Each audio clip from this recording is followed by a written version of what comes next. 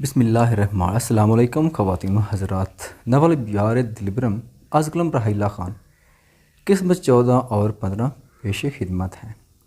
یہ ہے وہ شخص، کیا تم جانتے ہو اسے؟ حارث نے ایک تصویر مہد کے سامنے لائی۔ نہیں، کچھ پتہ چلا کس نے مارا اس کو؟ مہد پرسوچ انداز میں پیپر ویٹ گھماتا حارث سے بولا، مارنے والے کا ابھی معلوم نہیں ہو، پر اس کے محلے سے اس کے بارے معلوم پڑا ہے۔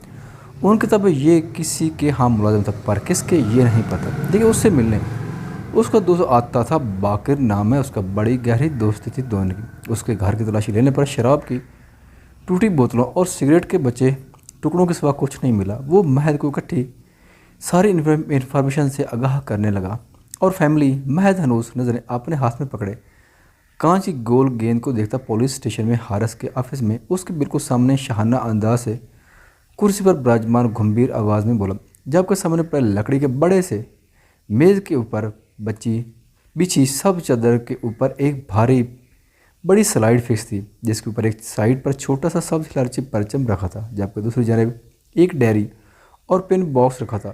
اسی ٹیبل کے اس پر حارث پولیس یونیفارم لوس بھرپور جوان مرد خوبصورت نین نقوش کامل ایس ایچ او حارث رؤف کرسی سے پوچھ لگا، ایک بازو ہینڈل پر رکھے جبکہ اس کے دوسرے ہینڈل پر کوہنی ٹکا کر ہاتھ کی مٹھی بنا کر تھوڑی پر جمائے سنجیدہ سا اس وقت اپنے خڑوس دوست مہد ارسلان خان کے چہرے کے تاثرات کا جائزہ لے رہا تھا، جس کے ماتھے پر بے شمار بال تھے اور آنکھیں سرخ انگارہ ہو رہی تھیں۔ فیملی اس کی ہے نہیں، ایک بوڑھی ماں تھی، اس کی ڈیتھ ہو چکی ہے۔ حارث اس کو اب کی بار دیوار میں چھوٹی سی بال پٹا کر کیچ کرتا دیکھ رہا تھا۔ ہم اور باقر اس کا معلوم ہو جائے، میری ٹیم اس کے پیچھے لگی ہوئی۔ ویسے میں ایک بات سوچ رہا ہوں۔ حارث اب کی بار مٹھی تھوڑی سی ہٹا کر دونوں بازو ٹیبل پر رکھ کر ہاتھ آپس میں الجھائے تھوڑا سا آگے کی جانب جھوکا بولا، جبکہ آواز سے سخت پریشانی چھلک رہی تھی، کیا؟ مہد نے بال کو دیوار میں مارتے ہاتھ روکا، تھوڑی سی گردن گھما کر اسے دیکھ کر آئیبرو اچکائے، یہی کہ تم جیسے پتھر سے شادی کروا کر ظلم کیا میری سویٹ بھابھی کی سب۔ حارث آنکھوں میں شرارت لیے بولا، میرا بھی یہی خیال، ندا بھابھی کے لیے، وہ بھی مہد تھا موقع پہ چھکا مارنے والا۔ جبکہ اس کی بات پر حارث نے برا سا منہ بنایا، میں تو جان دیتا ہوں اپنی بیوی پر۔ حارث نے جیسے اس کی معلومات اضافہ کر کے گویا مہد کو سلگانے کی صحیح کی، اور میں اس کے لیے جان لے سکتا ہوں۔ مہد ہنوز سنجیدگی سے بولا، تو اتنی بیزاری کیوں جاتے ہو؟ جب بچپن سے اس کے عشق میں گرفتار ہو تو کیوں یہ خول چڑھائے گھوم رہے ہو؟ حارث اس کے وجیح چہرے پر نظر مرکوز کیے بولا، گویا اس کا دل کرید رہا تھا، تمہیں معلومات غلط فراہم ہوئی ہیں۔ ایس ایچ او حارث رؤف، مجھے اس سے عشق وشق نہیں ہے سوائے تنفر کے، مہد سرد آواز میں پھنکارا۔ حارث کے لبوں پر مسکراہٹ کھل گئی، جس سے مہد کی گھریوں پر لب دبائے ضابطہ کرنے لگا۔ اچھا تو اتنا کیوں اس کے لیے پوزیسو ہو رہے ہو؟ حارث نے دوسرا سوال داغا، جیسے آج منوار کر چھوڑے گا، کیونکہ وہ اب میری عزت ہے، میرے خیال میں یہ بہت ہے تمہاری جانکاری کے لیے۔ مہد روبدار آواز میں بولا، وہ تو بچپن سے ہی تمہاری عزت بن گئی تھی، تم خود پر جتنا مرضی جبر کر لو، یہ خول چٹک کر رہے گا۔ حارث گہرا مسکرا کر اسے دیکھنے لگا، اپنی مسکراہٹ گائب کرو، اگر مزید کچھ دن دنیا میں رہنا چاہتے ہو تو۔ مہد سخت جھنجھلا کر دھمکی آمیز لہجے میں بولا کہ بے سخت۔ حارث کھیل کر مسکرایا، جس سے مہد کا دماغ گھوما تھا۔ اپنی بیوی پر دھیان دو، کل ہی تمہاری شکایت آئی ہے، اسے ٹائم دو۔ مہد اسے ندا کے خیالات سے آگاہ کرتا اس کو حیرت میں چھوڑے اپنی جگہ سے اٹھا۔ ندا حارث کی بیوی تھی، کچھ دنوں سے وہ بہت کم وقت ندا کو دے رہا تھا، جس کی شکایت اس نے مہد سے کی تھی۔ خانم بھی اتنی ظالم تو نہ تھی آپ، انفعال منہ بصورت بولے، میں اب بھی ظالم نہیں ہوں لڑکی، چمچہ ہلاؤ۔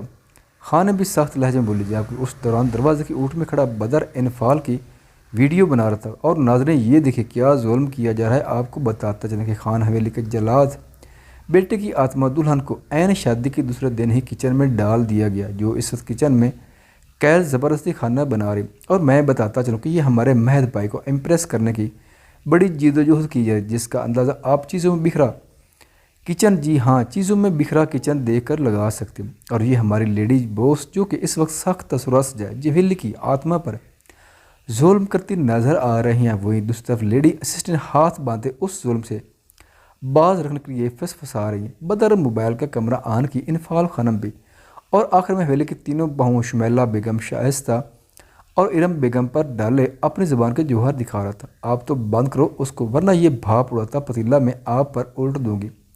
انفعال پتیلے سے چمچ نکال کر اس کی جانب کرتی گرائے، پاپی بیگم اتنا غصہ کیوں آ رہا ہے ہم پر؟ کیوں آپ اپنے شوہر پر ڈالو جس نے سزا سنائی؟ اس پر تو میں ابلتا پانی ڈالوں گی۔ انفال کو کب سے منتے ترلے کرتے دیکھ بدر کو شرارت سوچی اور مہد کو ویڈیو کال کر کے کچن کے دروازے پر ہو لی۔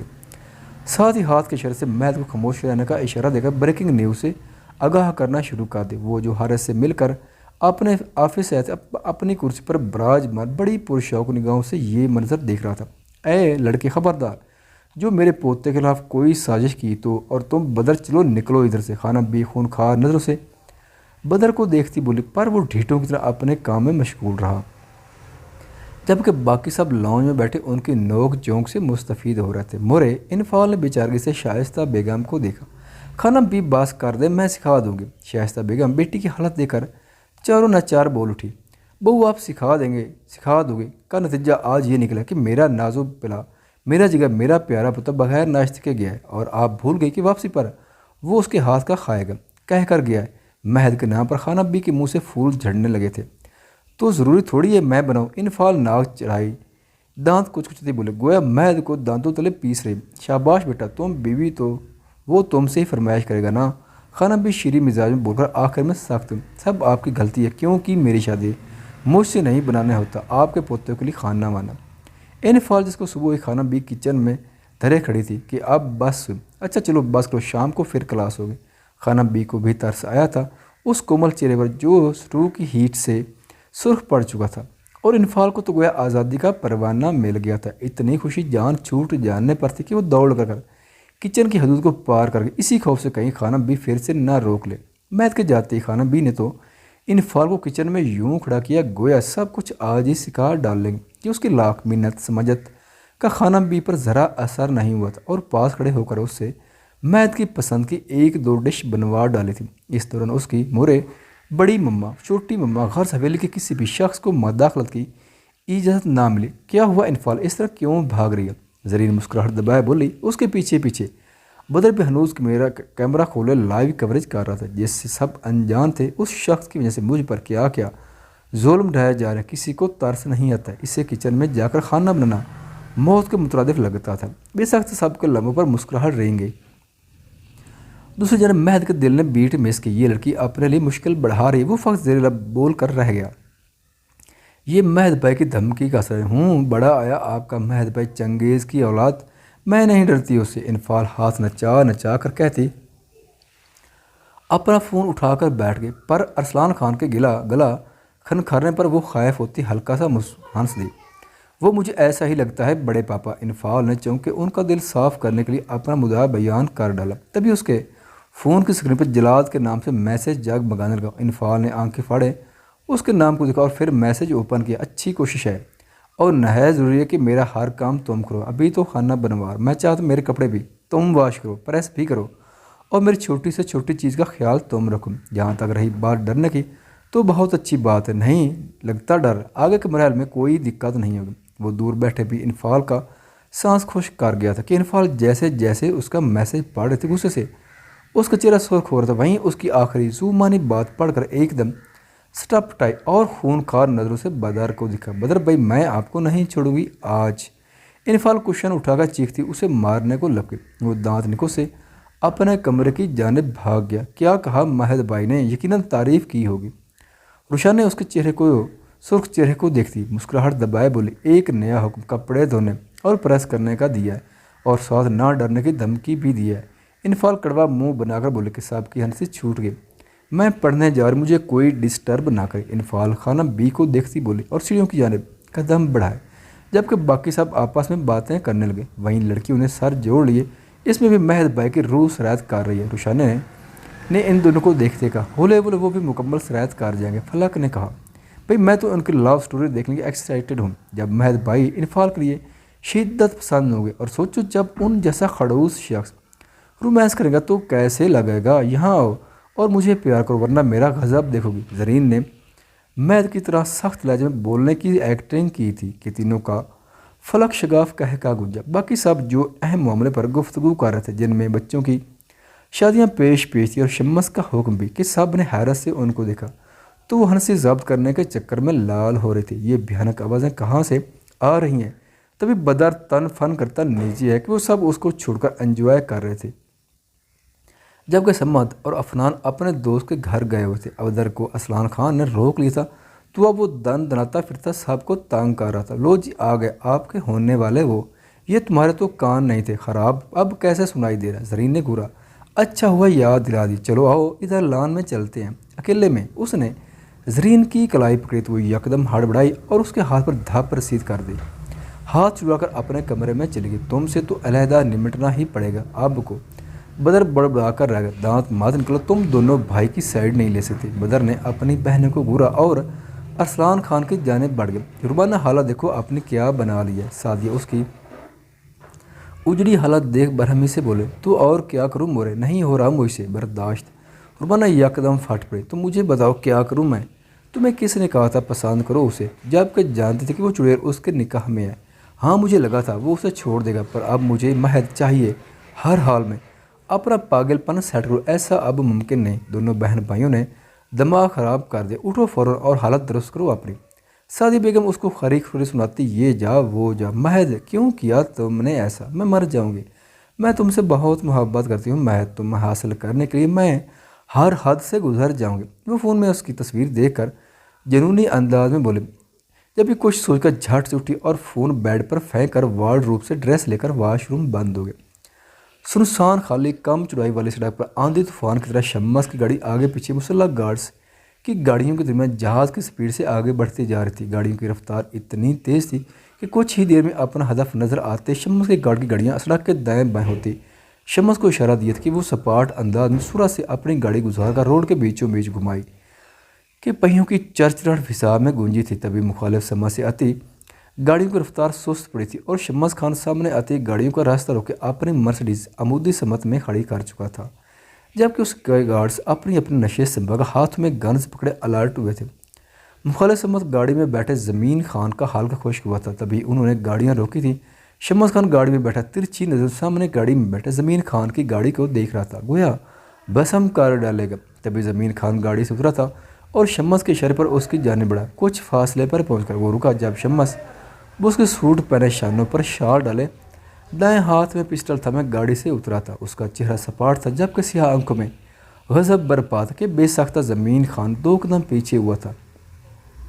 یہ کیا طریقہ ہے شمس خان، آپ کیوں ہمارا راستہ روک رہے ہیں؟ زمین خان بہادری کا مظاہرہ کرتا بولا، تمہارا راستہ تمہیں موت کی جانب لے رہا ہے زمین خان، اور تمہاری دیرینہ خواہش ہے کہ اپنی موت میرے ہاتھوں لکھوانا چاہتے ہو۔ اگر اتنا ہی شوق ہو تو میں بھی پورے کر لیتا ہوں، شمس نے کہتی اس کے پاؤں کے قریب گولی چلائی، جبکہ فاصلہ ہنوز برقرار رکھا۔ اپنے پاؤں کے قریب آگ کے شعلے نکلتے دیکھ وہ خوف سے زرد پڑتا پیچھے ہوا، جبکہ ماتھے پر پسینہ اتر آیا تھا۔ تم بہت غلط کر رہے ہو شمس، اس کا حساب تمہیں چکانا پڑے گا۔ زمین خان اپنی موت دیکھ کر چلا اٹھا، حساب کون چکائے گا یہ وقت بتائے گا، پر اس وقت میرا مقصد تمہارے گندے دماغ میں یہ بات بٹھانا ہے کہ میری فیملی سے 1000 فٹ کی دوری برقرار رکھتے ہوئے اپنے انجام کی پرواہ کرو، کہ اب اگر تم نے میرے دادا جان یا کسی بھی فرد کو نشانہ بنانے کی کوشش تو وہ دن آخری ہوگا تمہارا۔ عبرتناک انجام تک پہنچنے کے لیے شمس بھاری سرد آواز میں اسے خبردار کرتا مڑا اور کچھ قدموں کی دوری پر جا کر رکا۔ ٹھا ٹھا کی آواز سے 3 پیر اس کے قدموں کے ارد گرد کیے کہ وہ یکدم اچھل پڑا، جبکہ زمین خان کے آدمیوں پر شمس کے آدمی نشانہ باندھے کھڑے تھے۔ اسے میری لاسٹ وارننگ سمجھ لو۔ وہ پسٹل کو دائیں ہاتھ سے اس کے قدموں کی جانب اشارہ کرتا برفیلے لہجے میں بولا اور قہر برساتی نظروں سے دیکھ کر اپنی گاڑی میں بیٹھا اور گاڑی سٹارٹ کر کے ریورس کرتا۔ مسلح گارڈ کیمرہ اتنی ہی تیز سے وہاں سے نکلا تھا، پیچھے زمین خان آنکھیں پھاڑے اس ہوئی افتاد پر بھونجکا سا رہ گیا کہ وہ جو شمس کو دیکھ رہا تھا وہ اس سے متضاد نکلا تھا اور اب اسے حشمت کی مدد درکار، جس کا سوچ کر وہ اپنی گاڑی کی جانب بڑھا۔ اسے جلد از جلد حشمت سے بات کرنی تھی۔ تم لوگ وہاں جھک مار رہے ہو، بس عیاشی مل گئی ہے جو کر رہے ہو دن رات، میں یہاں اکیلا دشمنیاں نبھانے میں لگا ہوں، بغیر تو کچھ احساس ہے؟ دوسری جانب سے فون اٹھاتے زمین خان پھٹ پڑا۔ وہ دونوں حسب معمول اسی فلیٹ میں موجود تھے کہ ان کا دل بہلانے کا مکمل انتظام تھا۔ ویس کے گھونٹ حلقے میں اترتے فیروز نے پاس بیٹھے دوشیزہ کو اشارہ کیا، جسے وہ سمجھتی اٹھ کر چلی گئی۔ کیا ہوا ہے بابا حضور؟ فیروز نے سامنے پڑے ٹیبل پر پاؤں پھیلائے سکون سے بیٹھا۔ یہ پوچھ کیا نہیں ہوا، وہ کل کا بالغ ہم سے زمین خان سے مقابلہ کر رہا اور میں اتنے پاور کے باوجود اس کا کچھ نہیں کر پا رہا۔ زمین خان بے تاشا ڈرا ہوا تھا، جب بھی ان کو خری خری سنا رہا تھا۔ تو آپ مات کریں مقابلہ چچا، حشمت نے کمینگی سے مسکراتے ٹکڑا لگا۔ تم پاگل تو نہیں ہوگے حشمت خان؟ زمین خان اس کی بات کا پس منظر سمجھ کر داڑا۔ بس یہی داڑ اپنے اس بالغ کو بھی سنانی تھی، پر اب آپ میں وہ دم نہیں رہا جو آج سے 13 سال پہلے تھا۔ وہ مزید سلگا گیا۔ تم ہمیں ہی سنا رہے ہو جبکہ تمہارا پھیلایا گند ہم نہیں سمیٹا تھا، بھول گئے؟ اور اب مجھ میں واقعی ہمت نہیں کہ اس عمر میں خوار ہوتا پھر رہا ہوں۔ زمین خان سخت طیش میں چلایا۔ ابا حضور ہمیں پوری بات تو بتائیں۔ فیروز اکتاہٹ کا شکار ہوتا بد مزہ ہوتا بولا۔ جب اس زمین خان نے ان کو ساری بات گوش گزار کر دی۔ اب بات یہ ہے کہ آپ تسلی سے بیٹھ کر بس تماشا دیکھیں اور یہ کام ہم پر چھوڑ دیں۔ ان کی نسلوں کو بھی یاد نہیں ہو کہ ہم اس کے پیچھے ہیں اور وہ اپنے دشمن تلاش کرتے رہیں گے۔ فیروز مکروہ ارادہ لیے بولا، تم لوگ بھول گئے کہ ان کی نظر میں تم مرے ہو، حشمت نہیں، اور ان کے بڑے دشمن ہم ہی ہیں، تو شک ہم پر ہی جائے گا۔ زمین خان ان کی ناقص سوچ پر تل ملا۔ اس کی فکر نہ کریں، آپ یہ سب کرنے کے لیے ان کا اپنا ہی بندہ ہو اور وقت پڑنے پر ہم اسے منظر عام پر لے آئیں گے چچا۔ حشمت پرسوچ انداز میں بولا۔ ان کی بات سن کر زمین خان کھٹاک سے فون بند کر چکا تھا۔ ہیلو، کل وہ کمپیل کے لیے نکل رہا ہے، جلسے کے دوران اسے ڈھونڈ دو اور نام ہمارا نہیں آنا چاہیے، پر وہ کسی بھی صورت بچنا نہیں چاہیے ورنہ تم لوگ نہیں بچو گے۔ روشان نے رات کو کافی دیر تک لان میں چہل قدمی کرتی رہی۔ نہ جانے کتنی دیر وہ شمس کے بارے میں سوچتی رہی، جب بھی اس کے فون کی سکرین روشن ہوئی اور ساتھ ہی میسج بیپ بجی۔ روم میں آئے، فوراً میں انتظار کر رہا ہوں۔ جبکہ یہ میسج پڑھ کر روشانہ کی آنکھیں پھیلیں اور دھڑکنوں نے بے ساختہ سپیڈ پکڑی تھی۔ وہ حواس باختہ سی ہو کر نظریں اسی میسج پر مرکوز کیے کھڑی تھی۔ کہ کون؟ وہ جانتے تھے کہ یہ میسج بھیجنے والا کون ہے، پر دل کی تسلی پھر بھی کرنی تھی۔ جب بھی لرزتے ہاتھوں سے میسج کیا، روشنی کا پروانہ، دوسری جانب سے فوراً رپلائی آیا تھا۔ روشانہ کا پورا وجود سنا اٹھا تھا۔ یہ سوچ آتے ہی کہ وہ اس کے کمرے میں موجود ہے، دل گویا کانوں میں درکتا محسوس ہوا تھا۔ وہ فون کو زور سے مٹھیوں میں دبوچے کھڑی تھی۔ آپ آ رہی ہیں یا میں کھود دوں؟ 5 منٹ بعد دوبارہ میسج روشانہ کو کرانٹ سا لگا تھا۔ ایک دم سے وہ ہڑبڑائی اور اندر کی جانب قدم بڑھائے کہ اگر وہ نہ گئی اور وہ نیچے آ گیا تو۔ یہ سوچ آتے ہی اس کے پاؤں میں تیزی آئی۔ اپنے کمرے تک پہنچتی اس نے تھوک نکلی اور کپکپاتے ہاتھ سے ہینڈل گھما کر قدم اندر رکھے ہی تھے کہ جب کوئی بڑی تیزی اسے اپنی گرفت میں لے کر دروازے سے پن کر چکا تھا۔ اس اچانک ہوئی افتاد پر روشانہ کے منہ سے ہلکی سے چیخ نکلی تھی جس کا بر وقت گلا گھونٹ چکا تھا۔ شش، کیا کر رہے ہیں؟ گمبھیر مدھم آواز میں آنچ لیتے لہجے بول اس کے لبوں سے ہاتھ ہٹا اور اس کے دونوں بازوؤں کو اپنی گرفت میں لے کر سار سے اوپر دروازے سے لگا۔ روشانہ آنکھیں زور سے مچے دروازے سے لگی کھڑی تھی۔ شمس کی والہانہ نظریں اس پر جمی تھی جو ہلکا ہلکا لرز رہی تھی۔ مہندی رنگ کے سوٹ میں وہ ہم رنگ شفون کا دوپٹہ لیے جو اس کے گدے پر جھول رہا تھا، بالوں کا جوڑا بنایا جس میں سے کچھ لٹیں نکل کر اس کے چہرے کے گرد طواف کر رہے تھے۔ سادہ سی بغیر کسی میک اپ کے وہ شمس کے دل کی دنیا میں طغیانی برپا کر گئی تھی۔ بے ساختہ وہ ضبط ہوتا اس کی گردن پر جھونک گیا۔ روشن نے اس کے لمس پر تڑاپ اٹھی تھی۔ پیچھے نہیں، وہ گہری سانسیں بھرتی بے ربط بولے کہ شمس کا دہکتا لمس اس کی جان نکال رہا تھا۔ روشن کی ہتھیلیوں پر پسینہ پھوٹ رہا تھا جبکہ وہ سب بھولے اس کی گردن میں جھکا جگہ جگہ لمس چھوڑتا خود کو سیراب کرنے میں مگن تھا۔ پلیز ہٹے۔ روشن کی بھیگی آواز اس کے کانوں میں پڑی کہ وہ جو گردن سے کندھے تک کا سفر طے کرتا اس کی آواز پر سر اٹھا کر اسے دیکھا جو ہنوز آنکھیں میچے کھڑی تھی۔ شگرفی لب لرز رہے تھے۔ ان کی تشنگی سے شمس کو اپنے حلق میں کانٹے چبھتے محسوس ہوئے۔ وہ اس کے رحم و کرم پر کھڑی گہرے سانس لے رہی تھی۔ وہ دوپٹہ اب ڈھلا کر فرش پر گر چکا تھا۔ اس حالت میں وہ شمس کے اندر جنون خیزی بڑھا گئی تھی جس بات کا ٹھانٹے مارتا سمندر امڑ آیا تھا۔ نہ کریں روشن، دوری اب ممکن نہیں رہی۔ اب بے وقت کوشش مت کریں کہ آج ان سرکش جذبوں کے آگے کوئی بھی التجا بے معنی ہوگی۔ وہ اس کے لرزتے نچلے لب کو انگوٹھے سے مسل کر اس کے نکوش کو ازبر کرتا بھاری بوجھل آواز میں بولا کہ روشن کی ریڑھ کی ہڈی میں سنسناہٹ سی دوڑ گئی۔ شمس کی استحقاق بھری نگاہ اس کے نشیب و فراز میں الجھی تھی جب روشن پسینے سے شرابور نچلا لب کو چلنے لگی۔ آپ جائیں، وہ بے ربط سانسوں کے مابین بولے۔ اشش، آپ کی قربت میں رات بتانی ہے کہ ہجر کا طویل عرصہ کاٹا ہے، وصل کی یہ شب انعام ہے۔ اپنی قربت کے لمحات دے کر اس انعام سے مستفید ہونے دیں کہ دل آپ کی قربت کے لیے مچل رہا ہے۔ وہ اس کے ہاتھ آزاد کرتا، دونوں بازو اس کی کمر کے گرد حمائل کرتا، جذبوں سے چور آواز میں بولا۔ شمس خان کی بےتابی عیاں ہوتے دیکھ روشن کا اپنے قدموں پر کھڑا رہنا محال رہنے لگا۔ اس کی بند آنکھوں کو ڈھانپے سیاہ مژگان لرز رہی تھی جبکہ اس نے دونوں ہاتھ شمس کے سینے پر جما کر دور کرنا چاہا۔ چھوڑے، کیوں آئے ہیں؟ وہ بے ہنگم سانسوں کے مابین سخت مزاحمت کرتی بولی،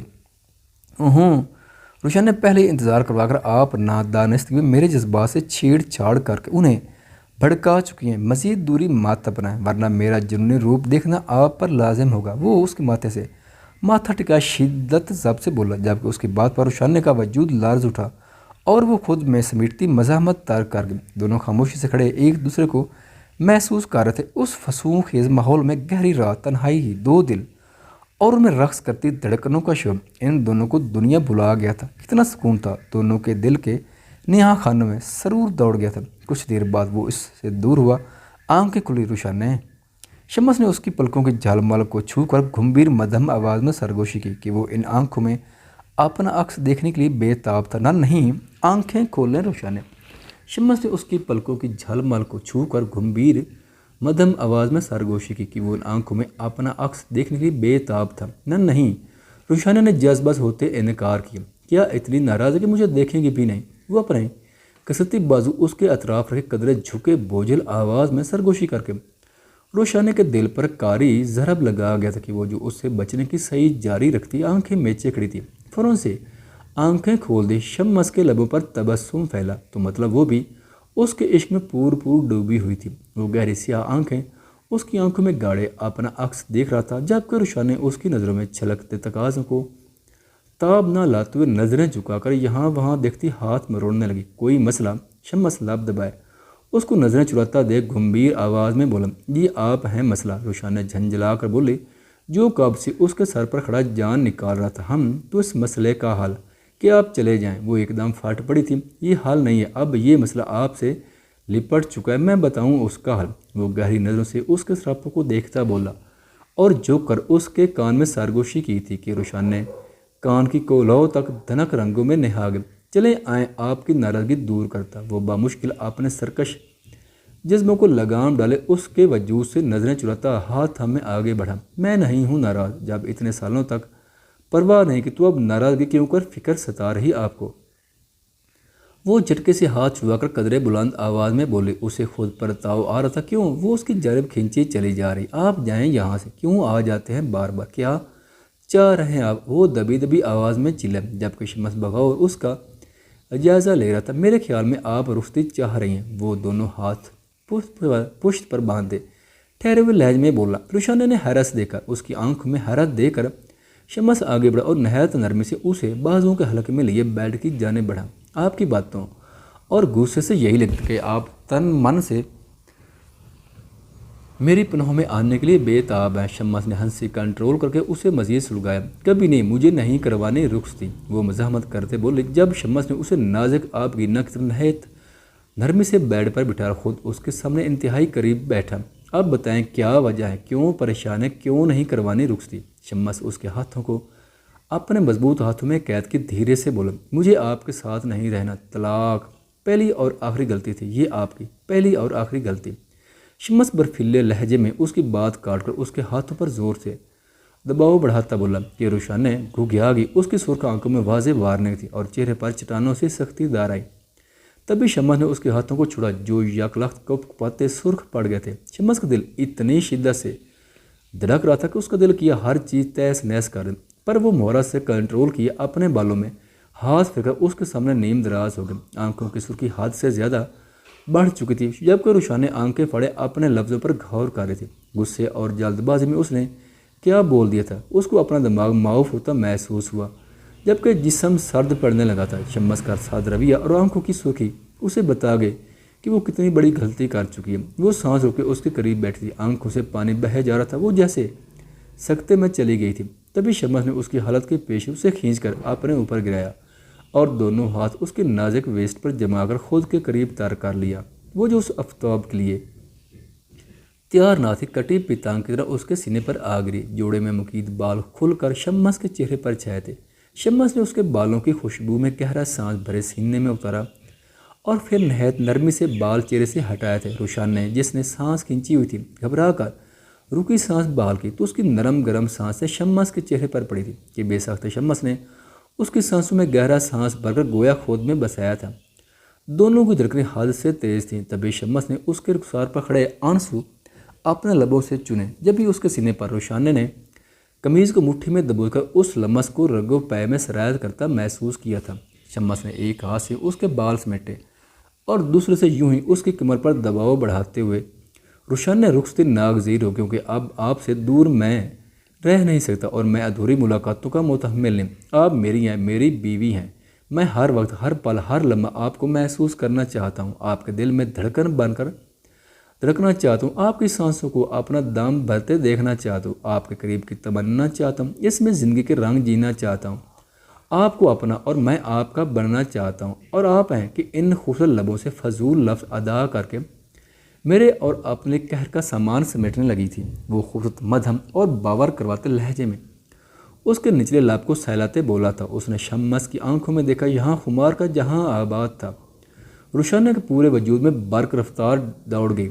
تبھی شمس ضبط ہوتا پوری شدت سے اس کے لبوں کو قید کر چکا تھا۔ اس کی گرفت اور انداز میں اتنی شدت اور جنون تھا، گویا وہ ان کو کچھ دیر پہلے کی گستاخی کا سبق سکھاتا اپنی پکڑ سخت کرتا گیا۔ روشانہ نے اس کے سینے پر ہاتھ رکھ کر دور دھکیلنا چاہا، پر شمس اس کے دونوں بازوؤں کو کمر پر لے جا کر قید کر چکا تھا اور دوسرا ہاتھ اس کے بالوں میں الجھائے اس کو خود پر جھکائے اس کی سانسوں کو ضابط کے روشانہ کو کسی اور ہی جہاں میں لے گیا۔ شمس کی تشنگی بڑھتی جا رہی تھی کہ وہ پوری دنیا سے بیگانہ خود کو سیراب کرنے میں مگن تھا، جبکہ روشانہ کا سانس سینے میں الجھا ہوا تھا۔ اس کو نڈھال دیکھ شمس نے اس کے لبوں کو آزاد کیا اور اس کی گردن میں چیرا چھپے جا بجا لمس چھوڑنے لگا، جبکہ روشانہ نڈھال سی اس کے سر پر تھوڑی ٹکا گئی۔ اس کے دہکتے لمس اور کمر پر سرسراتی انگلیوں کی حرکت پر روشانہ کا وجود تاپ اٹھا تھا اور چہرہ بھاپ چھوڑنے لگا تھا۔ اس سے پہلے کہ وہ جذبات کی رو میں بہہ کر خود کو اور روشانہ کو بے باس کرتا، شمس سنبھل کر اس سے دور ہوا تھا۔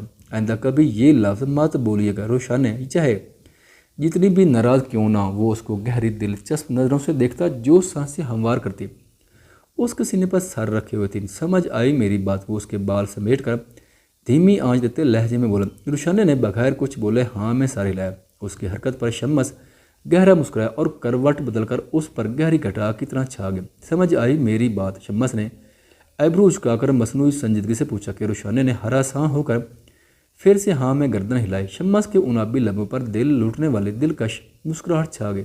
میری جان، آپ کو بولنے سے نہیں روکا، بس ایک لفظ سے باز رہنے کا کام، اسے میری وارننگ سمجھ لیں یا پھر ریکویسٹ۔ شمس اس کے شنگرفی لبوں پر نظر جمائے بوجھل آواز میں بولا، میرے نہ آنے کی وجہ دادا جان کی طبیعت خرابی تھی۔